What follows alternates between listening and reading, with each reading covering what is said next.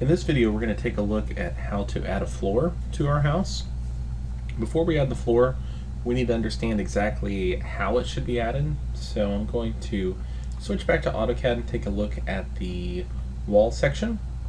So beginning with the first floor, we can see that the foundation wall comes up and the first floor actually sits on the foundation.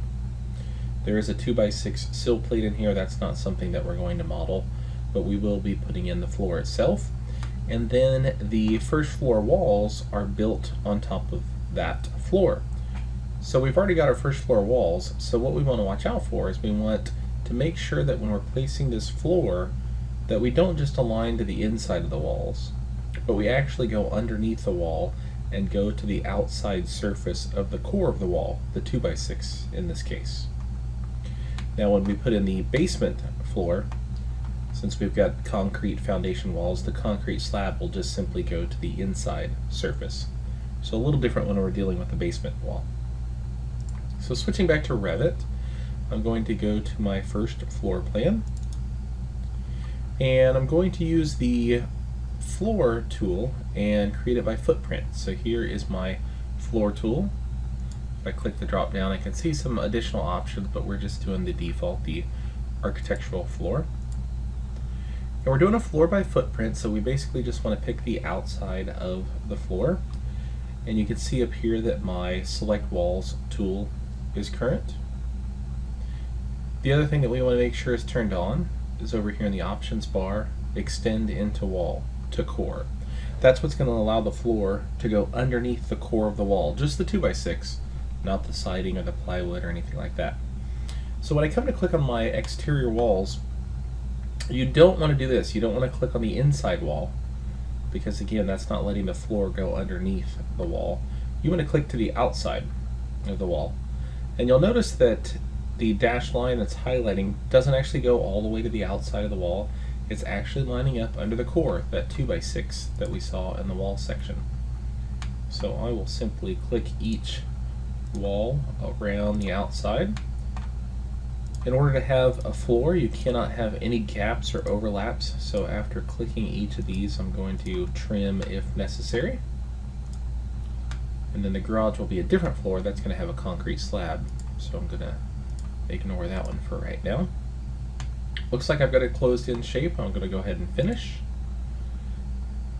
Then I've got some basement walls, and they currently go up to the first floor level. And Revit asks me, do you want those walls that go up to the first floor to go ahead and attach to the bottom of the floor you just created? I'm going to go ahead and click yes. So it's going to actually shorten all the walls in the basement and attach to the bottom of this floor that I've created. Then it's going to ask if you would like the geometry to be cut out of the walls for the floor. And technically yes I do, so that it matches my wall section. As we saw, it's going to be cut out and the wall sits under the floor. So I'll choose yes. And I now have a floor in here. Now I never really chose a specific floor type, so I think it just went in as the generic floor. I'm going to select my floor, and one way that is easy to select it is by going to an opening. So if I go either to this door or this door, I can actually see the edge of the floor. If I zoom in close enough, I can select the floor. And again, as you can see, I've got a generic 12-inch floor over here. I'm going to do a wood joist with a wood finish floor. And now you can actually see the pattern of the wood floor there. Now when we're dealing with a wood floor, it's a little easier to select when I have the pattern turned on. I can just click anywhere on the floor. However, I don't typically want this pattern to show up on a finished floor plan. I'm going to want to put additional things in here, including dimensions, and these lines are just going to get in the way. So we are going to need to turn off that pattern. There's a few different ways that you can turn off the pattern. We're changing the way things view, so we can go to the View tab, and I will find my Visibility Graphics button right up here in the Graphics section. And that will bring up the Visibility Graphics dialog box. You can also try a couple of different shortcuts. You can do VG for Visibility Graphics. Remember, in Revit you just type the letters, no enter or anything like that. And you can also type VV, which is a little easier to pick up with your left hand there. Now inside here I can control the way things display per view, and I'm looking for floors in here. Here's floors. I'm going to go over a couple of columns here to patterns and click in the patterns box. As I can see, there's an override button here. I'll click on that, and I'm going to turn off the visibility of the pattern by clearing that check mark. I'll click OK and OK again, and as you can see, the floor pattern is gone. Now that is not the same thing as the EH element hide.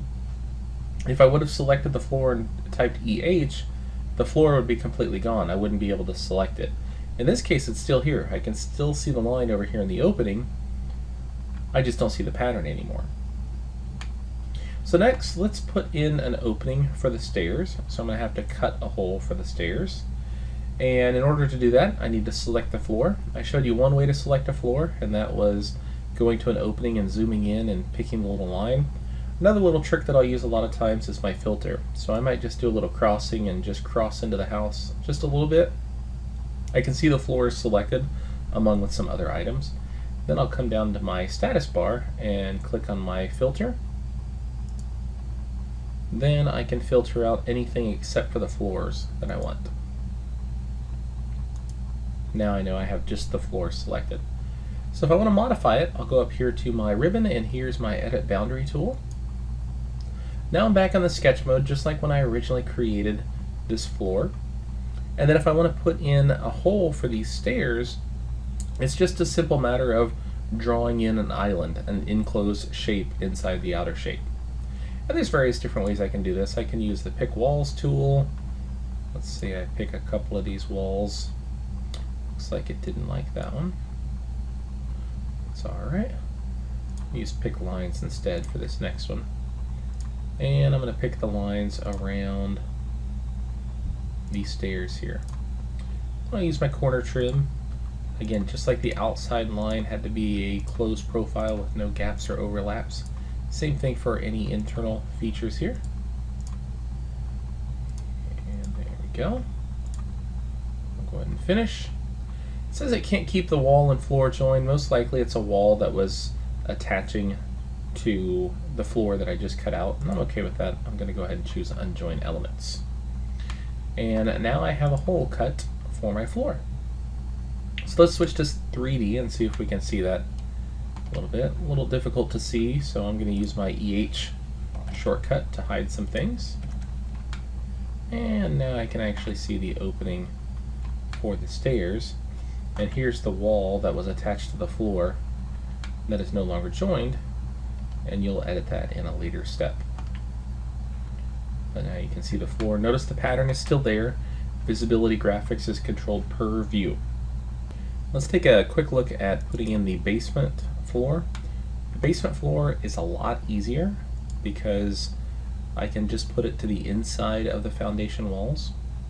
So I'm going to go with my floor tool once again, and I'll choose a concrete slab. I'll just go with the concrete slab 4 inches for right now.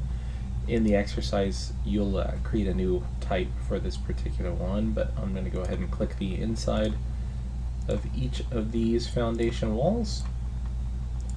And again, I want to make sure that I have nice closed profiles when it's all said and done. Looks like I do.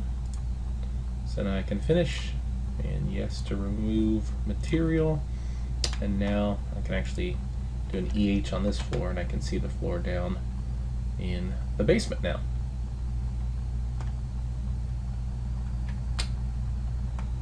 So again, that's just a quick look at creating floors in Autodesk Revit.